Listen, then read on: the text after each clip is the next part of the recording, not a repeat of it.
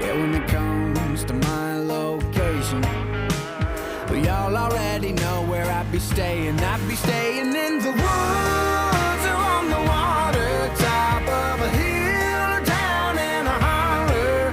Anywhere where I can unwind, drink a beer, disappear, put the world behind me.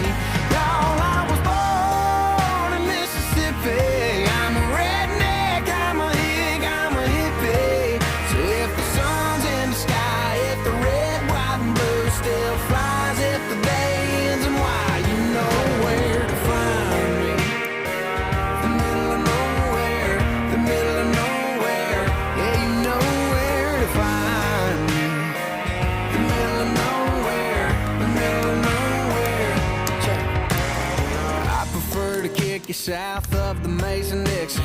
I prefer my chicken, fried chicken with some fish.